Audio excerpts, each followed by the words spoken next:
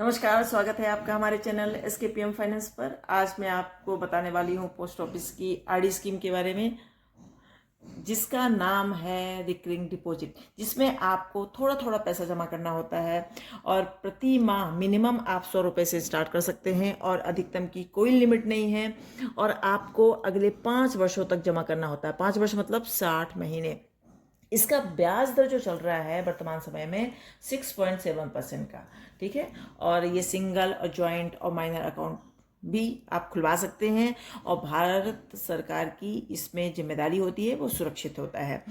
अब हम सबसे पहले जानते हैं कि आरडी स्कीम क्या है। आरडी स्कीम का मतलब ही होता है रिकरिंग डिपॉजिट। एक बचत योजना है जो कि सेविंग योजना के नाम से जाना जाता है और ये 5 साल बाद आपको ब्याज सहित अच्छी राशि मिलती है।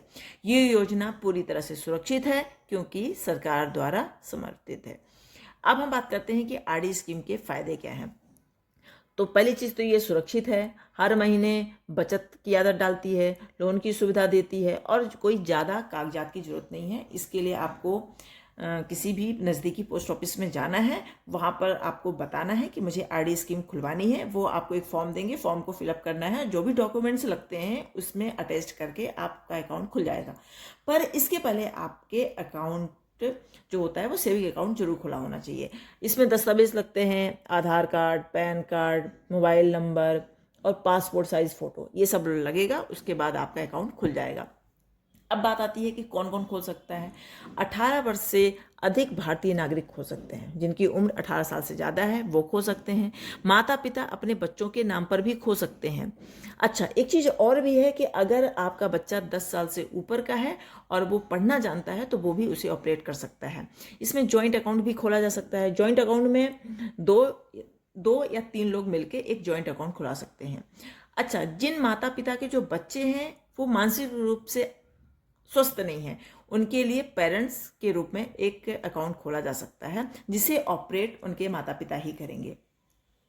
अब हम बात करते हैं कि मान लीजिए कि आपने किसी महीने किस्त को लेट कर दिया, आपने उसमें जमा नहीं किया या एक छूट गया, तो आप उसमें 50 रुपए की पेनाल्टी देकर फिर से उसे एक्टिवेट कर सकते हैं। अच्छा, अब बात आती है कि समय के पहले अगर आपने बंद कर दिया तो उसके क्या नियम है। तो उसका नियम ये है कि अगर पहली चीज़ तो आप इसे बंद नहीं कर सकते, 3 साल तक आपको रेगुलर चलाना पड़ेगा। और मान लीजिए किन्हीं कारणों बस आपने बंद कर दिया तो उसमें आपको कोई ब्याज नहीं मिलेगा, आपका जितना भी जमा है वो आपको वापस मिल जाएगा। और 3 साल के बाद अगर बंद किया और 5 साल के पहले यानी एक दिन भी बचा है और आपने बंद कर दिया तो आपको जो सेविंग अकाउंट का 4% का जो ब्याज मिलता है वो मिलेगा।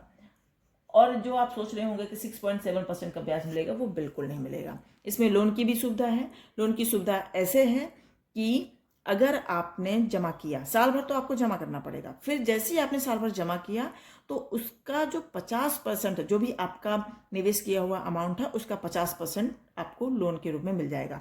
लोन की जो ब्याज दर होता है वो 8.7% है, 2% ज़्यादा, 6.7 से 8.7, 2% ज़्यादा इसका ब्याज दर है। तो आपको उसके आधार पर लोन मिल जाएगा।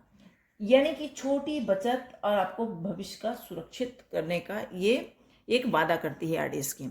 अब हम बात करते हैं, एक कैलकुलेशन के माध्यम से जानेंगे कि अगर आपने 1000 रुपये जमा किया प्रति माह जमा किया, कब तक किया, 5 साल तक किया, यानी 60 महीने किया, तो आपके हो जाएंगे 60,000 निवेश। तो आपका जो ब्याज बनेगा वो 11,000 बनेगा, पर जो मैच्योरिटी अमाउंट होगी वो 71,000 की हो जाएगी।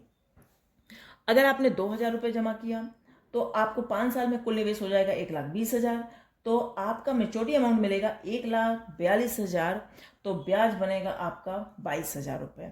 अगर आपने 5,000 रुपये प्रति माह जमा किया और 5 साल तक किया तो 3 लाख निवेश हो जाएगा और 5 साल में मिलने वाली जो राशि होगी मतलब मैच्योरिटी अमाउंट होगा 3,56,000 और ब्याज बनेगा 56,000 रुपये। ऐसी ही वीडियो को जानने के लिए आपको SKPM फाइनेंस को विजिट करना चाहिए और उसमें देखना चाहिए कि आपके पसंद की, आपके लायक कौन कौन सी वीडियो हैं।